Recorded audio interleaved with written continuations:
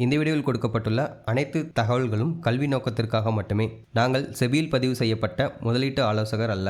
அனைத்து முதலீடுகளும் சந்தை அபாயத்திற்கு உட்பட்டவை. முதலீடு செய்வதற்கு முன் செபியில் பதிவு செய்யப்பட்ட தகுதியான நிதி ஆலோசகரை அணுகி ஆலோசனை பெற்றுக்கொள்ளவும். வணக்கம் நண்பர்களே, டிஜி இன்வெஸ்ட்மெண்ட் அகாடமிக்கு உங்களை அன்புடன் வரவேற்கிறேன். இந்த வீடியோவில் இன்ஃப்ளேஷன் என்றால் என்ன, அது எப்படி செயல்படுகிறது மற்றும் அது பொருளாதாரத்தையும் நம் தினசரி வாழ்க்கையும் எப்படி பாதிக்கிறது என்பதை தெளிவாக பார்க்கலாம். ஸோ ஃபஸ்ட் நம்ம பணவீக்கம் அப்படின்னா என்னென்னு சொல்லிட்டு பார்க்கலாம். ஸோ பணவீக்கம் அப்படிங்கிறது என்னென்னா, காலப்போக்கில் பொருட்கள் மற்றும் சேவைகளின் விலை தொடர்ந்து அதிகரிக்கிறது. ஸோ இதை தான் நம்ம இன்ஃப்ளேஷன், பணவீக்கம் அப்படின்னு சொல்கிறோம். ஸோ இதற்கு முக்கியமான காரணங்கள் என்னென்ன அப்படின்னு சொல்லிட்டு பார்த்தோம் அப்படின்னா, பொருட்களோட விலை அதிகரிக்கிறது. ஸோ அதுக்கடுத்து பணத்தோட மதிப்பு குறையிறது, பர்ச்சேசிங் பவர் குறையிறது. இதை சிம்பிளாக சொல்லணும் அப்படின்னா, அதே பணத்தில் முன்பை விட குறைவான பொருட்களை மட்டுமே வாங்க முடிகிறது தான் இந்த பணவீக்கம் அப்படிங்கிறது. ஸோ இதுக்கு சிம்பிளான ஒரு எக்ஸாம்பிள் பார்க்கலாம். ஸோ இப்போது 2020 எங்கிட்ட 100 ரூபாய் இருந்துச்சு அப்படின்னா என்னால் 2 ஜூஸ் பாக்கெட் வாங்க முடியும். இதனோட ப்ரைஸ் 40 ரூபா. அதுவே 2 ஸ்நாக்ஸ் வாங்க முடியும். இதோட ப்ரைஸ் 30 ரூபா. ஒரு ஐஸ்கிரீம் வாங்க முடியும். ஸோ இதோட ப்ரைஸ் 30 ரூபா. என்கிட்ட 2020 100 இருந்துச்சுன்னா இது எல்லாத்தையும் பர்ச்சேஸ் பண்ண முடியும். ஓகேங்களா? ஸோ அதுவே இந்த 2026 நான் இந்த 2 ஜூஸ் பாட்டில் வாங்கணும் அப்படின்னா எனக்கு 60 ரூபா தேவைப்படும். அதுவே இந்த 2 ஸ்நாக்ஸ் வாங்கணும் அப்படின்னா எனக்கு 50 ரூபா தேவைப்படும். இந்த ஒரு ஐஸ்கிரீம் மட்டும் வாங்குறதுக்கு எனக்கு 40 ரூபா தேவைப்படும். ஓகேங்களா? ஸோ இப்போது 2020க்கும் 26க்கும் உள்ள ப்ரைஸ் டிஃப்ரெண்ட் பாருங்கள். இப்போது 2020 எனக்கு 100 ரூபா இருந்தால் இந்த பொருட்கள்லாம் வாங்க முடியுது. அதுவே 2026 எங்கிட்ட 150 ரூபா இருந்தால் தான் இந்த பொருட்கள்லாம் வாங்க முடியுது. ஸோ இந்த மாதிரி பொருட்களோட விலைவாசி உயர்றதை தான் பார்த்திங்க அப்படின்னா நம்ம இன்ஃப்ளேஷன் அப்படின்னு சொல்கிறோம். அடுத்ததாக பர்ச்சேசிங் பவர் அப்படின்னா என்னென்னு சொல்லிட்டு பார்க்கலாம். ஸோ பர்ச்சேசிங் பவர் அப்படிங்கிறது என்னென்னா, உங்கள்கிட்ட இருக்கிற பணத்தில் எவ்வளோ பொருட்களை வாங்க முடியுது அப்படிங்கிறத குறிக்கிறது தான் இந்த பர்ச்சேசிங் பவர் அப்படிங்கிறது. உதாரணமாக பார்த்தீங்கன்னா, எங்கிட்ட முன்னாடி ஒரு 500 ரூபாய் இருந்துச்சுன்னா என்னால் ஒரு சில மளிகை பொருட்கள் வாங்கியிருக்க முடியும், பெட்ரோல் போட்டிருக்க முடியும், அப்புறம் காய்கறிகள் வாங்கியிருக்க முடியும். இப்போது அதே 500 ரூபாயை நான் எடுத்துகிட்டு போனேன் அப்படின்னா, ஸோ நான் வாங்கக்கூடிய மளிகை பொருட்களோட குவான்டிட்டி கம்மியாக இருக்கும். ஸோ பெட்ரோலோட அளவு கம்மியாக இருக்கும், வெஜிடபிள்னு அளவு கம்மியாக இருக்கும். ஸோ இப்போ இதில் நீங்கள் முக்கியமாக கவனிக்க வேண்டியது, அப்போ என்ன 500 ரூபா வச்சுருந்தனோ அதே 500 ரூபாய் தான் என்கிட்ட இப்போவும் இருக்குது. பட் ஆனால் அப்போ வாங்கின பொருட்களின் அளவோட குவான்டிட்டியை இப்போ என்னால் வாங்க முடியல. ஸோ இதை தான் பார்த்தீங்க அப்படின்னா பணத்தின் மதிப்பு குறைஞ்சிருச்சு அப்படின்னு சொல்கிறோம். ஸோ இதை தான் பார்த்தீங்க அப்படின்னா பணத்தோட வாங்கும் திறன் குறைஞ்சிருச்சு அப்படின்னு சொல்கிறோம். ஸோ இதை தான் பர்ச்சேசிங் பவர் குறையுது அப்படின்னு சொல்லிட்டு சொல்கிறாங்க. அதுக்கடுத்ததாக இந்த பணவீக்கம் எதனால் ஏற்படுது அப்படின்னு சொல்லிட்டு பார்க்கலாம். ஸோ ஃபஸ்ட்டு பார்த்தீங்கன்னா ஹை டிமாண்டு.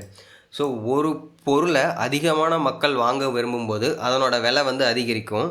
உதாரணம் பார்த்தீங்க அப்படின்னா, ஹாலிடேஸில் மொபைலோட டிமாண்ட் அதிகரிக்கும், டிவியோட டிமாண்ட் அதிகரிக்கும். ஸோ இதனால் பார்த்தீங்க அப்படின்னா கடைகள் இந்த பொருட்களோட விலையை உயர்த்தும். ஸோ அதுக்கப்புறம் இப்போ நடந்துட்டு இருக்கிறது பார்த்தீங்க அப்படின்னா, இந்த ஏஐன் வரவால் நமக்கு இந்த கிராஃபிக்ஸ் கார்டு, ரேமு இதோட ப்ரைஸ்லாம் சடனாக இன்க்ரீஸ் ஆகிருக்கும். ஸோ இதன் விளைவாக பார்த்தீங்க அப்படின்னா நம்ம மொபைல் ப்ரைஸு, லேப்டாப் ப்ரைஸ் எல்லாம் இப்போது தாறுமாறாக ஏறி இருக்குது.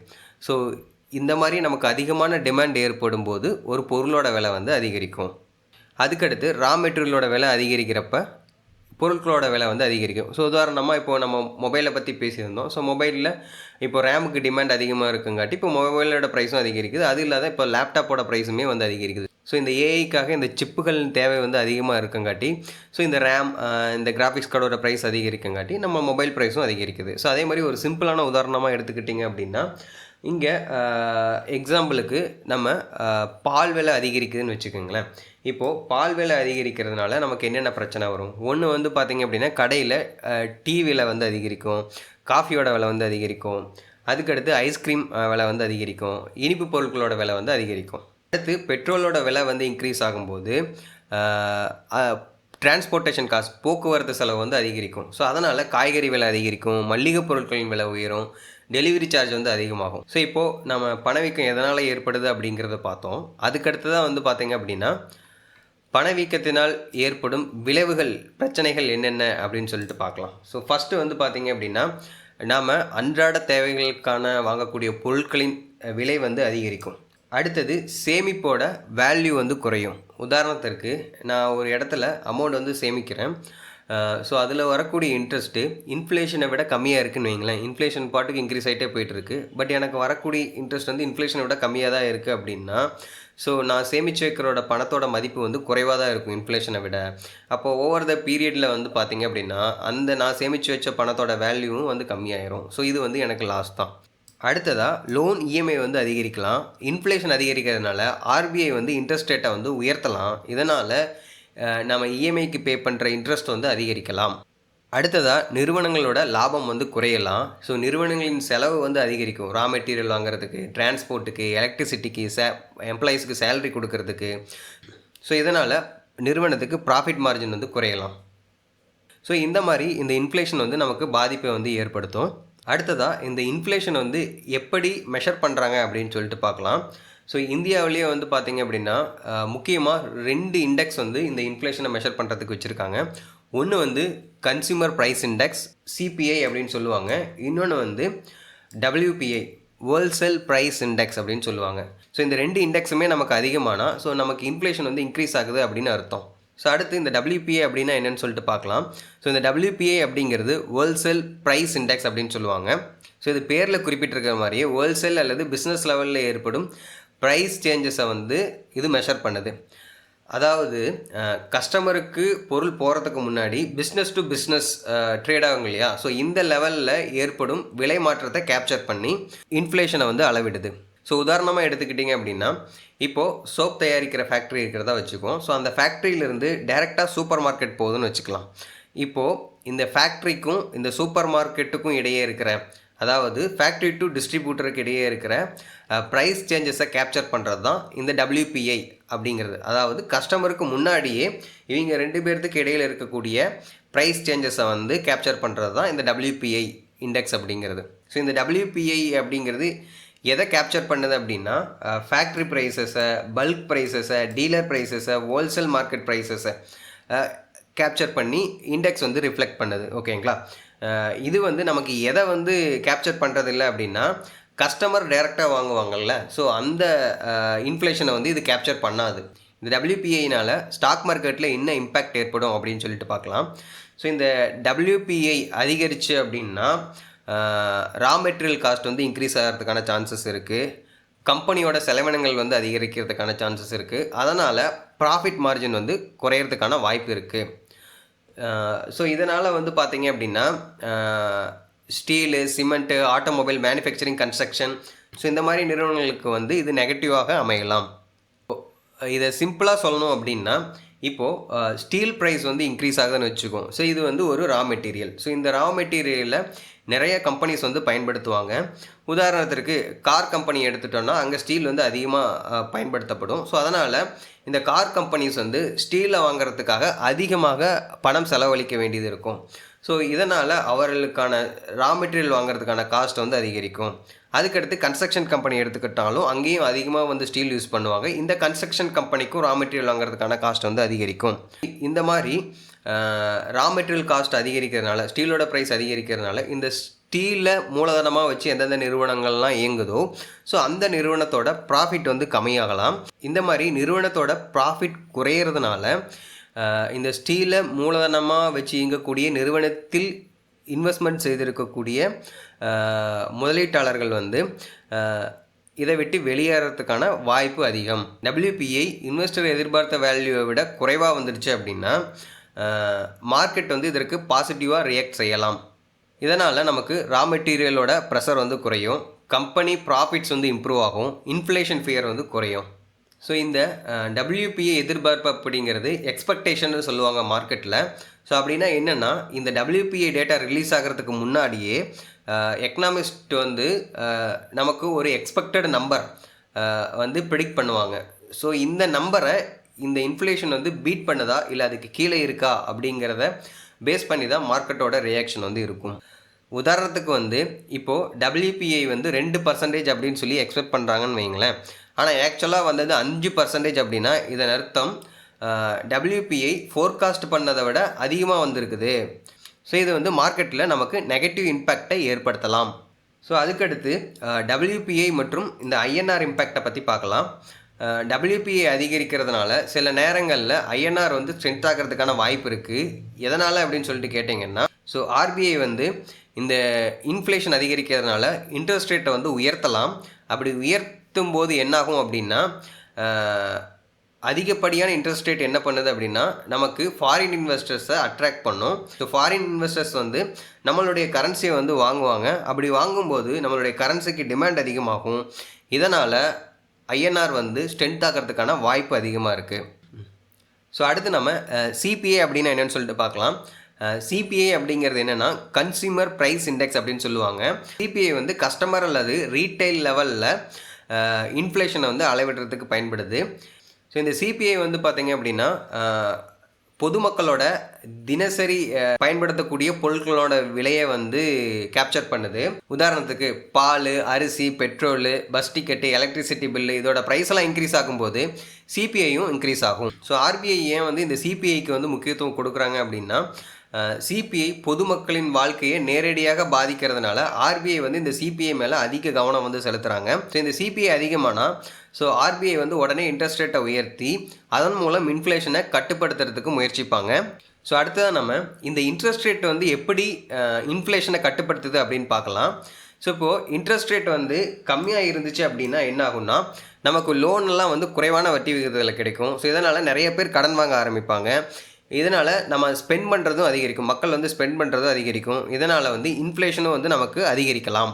அதுக்கடுத்து வந்து பார்த்திங்க அப்படின்னா இன்ட்ரெஸ்ட் ரேட் வந்து அதிகமாக இருக்குதுன்னு வச்சுக்கோங்களேன். இப்போது லோன் வந்து ரொம்ப காஸ்ட்லியாக இருக்கும். ஓகேங்களா? ஸோ அதிகமாக வந்து மக்கள் வந்து லோன் வாங்க மாட்டாங்க. லோன் வாங்குகிற விதம் வந்து குறையும். அதுக்கடுத்து வந்து பார்த்திங்க அப்படின்னா தங்கள்கிட்ட பணம் இல்லாததுனால ஸ்பெண்டிங்கை வந்து குறைப்பாங்க. தங்கள்கிட்ட பணம் இல்லாததுனால மக்கள் வந்து பொருட்கள் வாங்கிறதுக்கு வந்து யோசிப்பாங்க. இதனால் பொருட்களுக்கான டிமாண்ட் குறையும். இதனால் இன்ஃப்ளேஷன் வந்து பார்த்திங்க அப்படின்னா கூல்டவுன் ஆகும். அடுத்ததாக இந்த சிபிஐ ஸ்டாக் மார்க்கெட்டில் எந்த மாதிரியான இம்பேக்டை ஏற்படுத்தும் அப்படின்னு சொல்லிட்டு பார்க்கலாம். சிபிஐ வந்து அதிகரிக்கிறது ஸ்டாக் மார்க்கெட்டுக்கு வந்து நெகட்டிவாக அமையலாம். ஸோ ஏன்னு கேட்டிங்க அப்படின்னா ஆர்பிஐ வந்து இன்ட்ரெஸ்ட் ரேட்டை வந்து உயர்த்துறதுக்கான பாசிபிலிட்டிஸ் இருக்குது. லோனோட இஎம்ஐஸ் வந்து அதிகரிக்கிறதுக்கான பாசிபிலிட்டிஸ் இருக்குது. இப்போது கம்பெனி வந்து பார்த்திங்க அப்படின்னா பேங்க்கிட்ட போய் கடன் வாங்கினாங்கன்னா இப்போ இன்ட்ரெஸ்ட் அதிகமாச்சுன்னா கம்பெனி வாங்கக்கூடிய லோனுக்கான இன்ட்ரெஸ்ட்டும் வந்து அதிகமாக இருக்கும். பிஸ்னஸ் க்ரோத் வந்து ஸ்லோவாக இருக்கும். ஸோ இதனால் நமக்கு மார்க்கெட் வந்து நெகட்டிவாக ரியாக்ட் பண்ணுறதுக்கான பாசிபிலிட்டிஸ் இருக்குது. ஸோ இந்த சிபிஐ ரேட் வந்து குறைவாக இருந்துச்சுன்னா இது வந்து மார்க்கெட்டுக்கு பாசிட்டிவாக அமையலாம். எதனால் அப்படின்னு சொல்லிட்டு பார்த்தோம் அப்படின்னா ஸோ ஆர்பிஐ வந்து மேபி இன்ட்ரெஸ்ட் ரேட்டை கட் பண்ணலாம். ஸோ இன்ட்ரெஸ்ட் ரேட்டை கட் பண்ணுறதுனால என்னாகும் அப்படின்னா இது வந்து பிஸ்னஸ்க்கு வந்து பெனிஃபிட்டாக அமையலாம். இது எக்கனாமிக் க்ரோத்தை வந்து இம்ப்ரூவ் பண்ணுறதுக்கான பாசிபிலிட்டிஸ் இருக்குது. ஸோ இதனால் மார்க்கெட் வந்து நமக்கு பாசிட்டிவாக அமையறதுக்கான பாசிபிலிட்டிஸ் இருக்குது. அடுத்து ஒரு சின்ன எக்ஸாம்பிள் மூலம் பார்க்கலாம். இப்போது எக்ஸ்பெக்டட் சிபிஐ 3% வச்சுக்கோம். எக்ஸ்பெக்டட் அப்படின்னா அதாவது இப்போது நம்ம ஆக்சுவல் டேட்டா சிபிஐ வரத்துக்கு முன்னாடியே இந்த எக்கனாமிக்ஸ்ட் எல்லாம் சேர்ந்து இவ்வளோ தான் வரும் அப்படின்னு சொல்லிட்டு ஒரு சிபிஐ வேல்யூவை எக்ஸ்பெக்ட் பண்ணுவாங்க. ஸோ இந்த எக்ஸ்பெக்ட் பண்ண வேல்யூவை விட அதிகமாக வந்துச்சுன்னா சிபிஐ வேல்யூ அதிகமாக இருக்குன்னு அர்த்தம். ஸோ இது வந்து மார்க்கெட்டுக்கு வந்து நெகட்டிவாக அமையலாம். எக்ஸ்பெக்ட் பண்ணதை விட கம்மியாக வந்துச்சு அப்படின்னா ஸோ இது வந்து ஃபோர்காஸ்ட்டை விட கம்மியாக தான் வந்திருக்கு. ஸோ இது வந்து மார்க்கெட்டுக்கு வந்து பாசிட்டிவாகவும் அமையலாம். ஸோ அடுத்து இந்த சிபிஐ ஐஎன்ஆர் இம்பேக்டை பற்றி பார்க்கலாம். இப்போது சிபிஐ இன்க்ரீஸ் ஆச்சு அப்படின்னா நமக்கு ஆர்பிஐ வந்து இன்ட்ரெஸ்ட் ரேட்டை வந்து உயர்த்தலாம். ஸோ இதை வந்து ஃபாரின் இன்வெஸ்டர்ஸை அட்ராக்ட் பண்ணலாம். இதனால் ஃபாரின் இன்வெஸ்டர்ஸ் வந்து இந்தியாவில் இன்வெஸ்ட் செய்யலாம். அதற்காக அவர்கள் வந்து ஐஎன்ஆர் வாங்கும்போது ஸோ நம்ம கரன்சியோட டிமாண்ட் வந்து அதிகரிக்கும். ஸோ இதனால் ஐஎன்ஆர் வந்து ஸ்ட்ரென்த் ஆகலாம். ஸோ இதில் நம்ம முக்கியமாக கவனிக்க வேண்டியது இந்த ஹையர் சிபிஐ வந்து பார்த்திங்க அப்படின்னா ஐஎன்ஆருக்கு பாசிட்டிவ். ஏன்னா ஹையர் இன்ட்ரெஸ்ட் ரேட் வந்து ஃபாரின் இன்வெஸ்டர்ஸை அட்ராக்ட் பண்ணலாம். ஆனால் இது வந்து ஸ்டாக் மார்க்கெட்டுக்கு நெகட்டிவாக அமையலாம். ஏன்னு கேட்டிங்க அப்படின்னா நமக்கு லோன் வாங்குகிற காஸ்ட் அதாவது இன்ட்ரெஸ்ட் ரேட் வந்து அதிகரிக்குது. இதனால் பிஸ்னஸ் க்ரோத் வந்து ஸ்லோவாகிறதுக்கான பாசிபிலிட்டிஸ் வந்து இருக்குது. ஸோ இப்போ நீங்கள் இங்கே கவனிச்சிங்க அப்படின்னா தெரியும் இந்த சிபிஐ வந்து ஒரே நேரத்தில் ஐஎன்ஆரை சப்போர்ட் செய்யவும் செய்யும், ஸ்டாக் மார்க்கெட்டை பாதிக்கவும் செய்யும். ஸோ இப்போது நம்ம ஓவராலாக சிபிஐனா என்ன, டபிள்யூபிஐ அப்படின்னா என்னன்னு சொல்லிட்டு பார்த்தோம். ஸோ இதை ரெண்டையும் கம்பைன் பண்ணி சிம்பிளாக ஒரு சின்ன எக்ஸாம்பிள் மூலம் பார்த்துடலாம். உதாரணத்திற்கு ஒரு சோப்பு தயாரிக்கிற நிறுவனம் இருக்கிறதா வச்சுக்குவோம். அது ஒரு பாக்ஸ் சோப்பை வந்து சூப்பர் மார்க்கெட்டுக்கு 500 ரூபாய்க்கு விற்கிறதா வச்சுக்குவோம். ஓகேங்களா?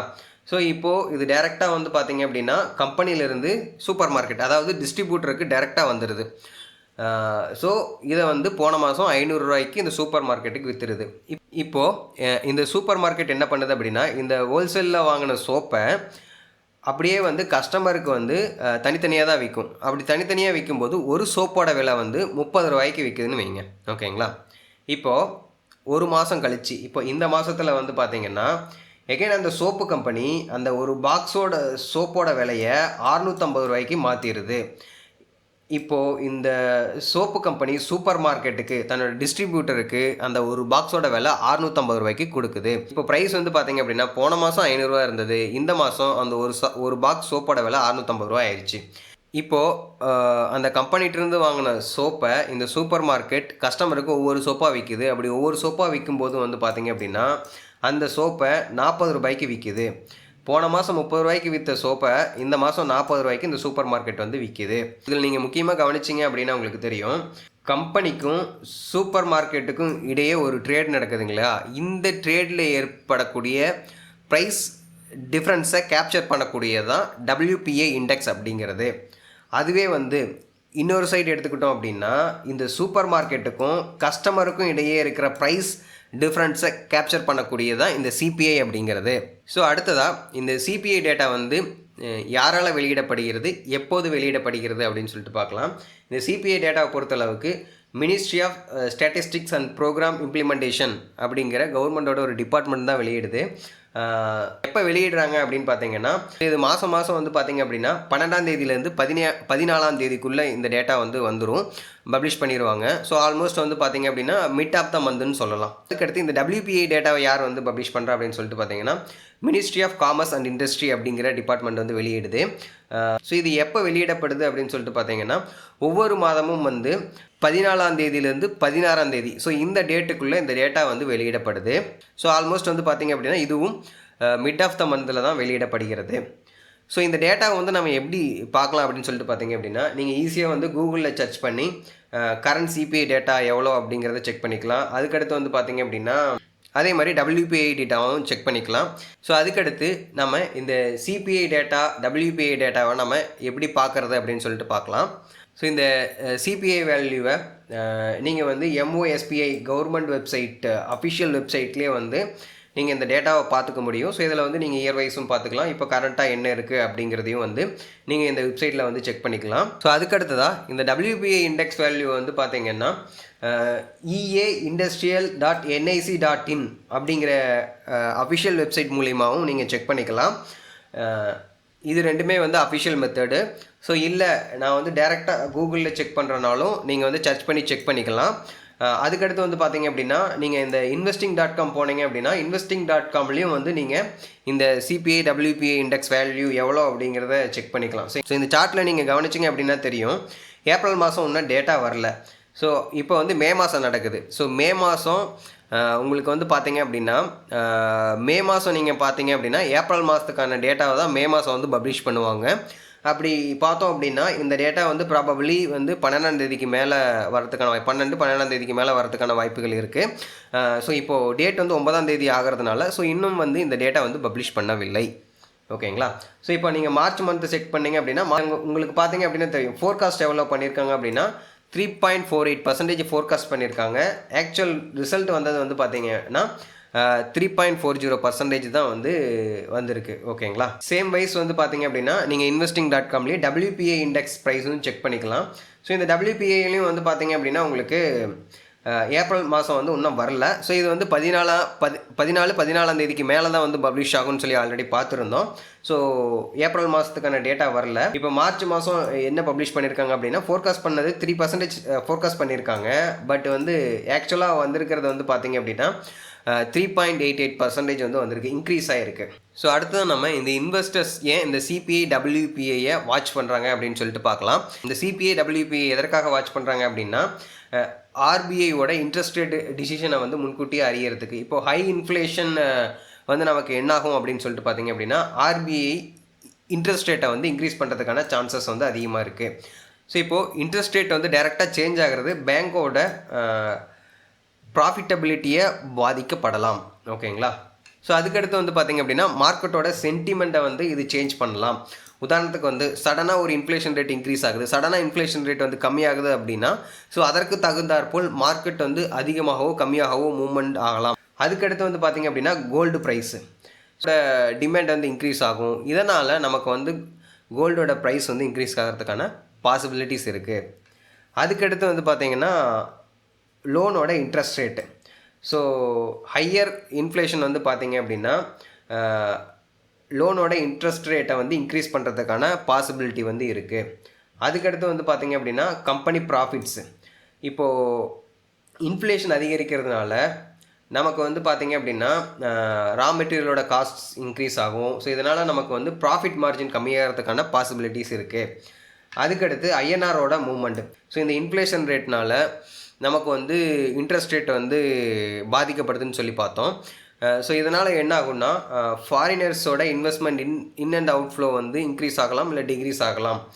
இதனால் ஐஎன்ஆர் வீக் ஆகலாம், இல்லை ஸ்ட்ரென்த் ஆகலாம். ஸோ அதுக்கடுத்ததாக இதில் முக்கியமாக கவனிக்க வேண்டியது என்னென்னா ஸோ நீங்கள் பார்த்த எல்லா இண்டெக்ஸ்லையுமே வந்து பார்த்தீங்க அப்படின்னா இன்ஃப்ளேஷன் ரேட் YOYன்னு கொடுத்துருப்பாங்க. இயர் ஆன் இயர் இன்ஃப்ளேஷன் அப்படின்னு சொல்லுவாங்க. So year on year inflation அப்படின்னா என்னென்னா ஃபார் எக்ஸாம்பிளுக்கு வந்து பார்த்திங்க அப்படின்னா 2025 ஏப்ரல் மாதம் 4% இன்ஃப்ளேஷன் இருக்குதுன்னு வச்சுக்கோங்க. அதுவே ஏப்ரல் 2026 6% இன்ஃப்ளேஷன் ரேட் இருக்குதுன்னு வச்சுக்கலாம். ஸோ போன வருஷம் ஏப்ரல் மந்த்தை விட இந்த வருஷம் ஏப்ரல் மந்த் இன்ஃப்ளேஷன் வந்து அதிகரிச்சிருக்கு. ஸோ இதை தான் வந்து பார்த்திங்க அப்படின்னா இயர் ஆன் இயர் இன்ஃப்ளேஷன் அப்படின்னு சொல்லுவாங்க. ஸோ நீங்கள் இப்போ இந்த ஏப்ரல் மாதத்தோட இன்ஃப்ளேஷன் எடுத்துக்கிறீங்க அப்படின்னா இது வந்து போன வருஷம் இதே மாதத்தோட இன்ஃப்ளேஷன் ரேட்டோட கம்பேர் பண்ணுவாங்க. இந்த வீடியோவில் நம்ம இன்ஃப்ளேஷன்னா என்ன, அது எப்படி செயல்படுது, அதுக்கப்புறம் வந்து பார்த்திங்க அப்படின்னா இது பொருளாதாரத்தில் எப்படி நம்மளோட தினசரி வாழ்க்கையை பாதிக்குது அப்படிங்கிறத பற்றியெல்லாம் தெளிவாக பார்த்தோம். ஸோ இந்த வீடியோ வந்து உங்களுக்கு பிடிச்சிருக்குன்னு நினைக்கிறேன். இந்த வீடியோ உங்களுக்கு பிடித்திருந்தால் உங்கள் நண்பர்களுக்கும் அஃபிஷியல் முறையில் ஷேர் பண்ணுங்கள். மறக்காமல் லைக் மற்றும் சப்ஸ்கிரைப் பண்ணுங்கள். இந்த வீடியோ பற்றிய கருத்துக்களை கமெண்ட் வேலைக்கு எனக்கு தெரியப்படுத்துங்கள். மீண்டும் ஒரு நல்ல பயனுள்ள வீடியோவில் உங்களை சந்திக்கும் வரை உங்களிடமிருந்து விடைபெறுவது நான் உங்கள் பிரகாஷ்.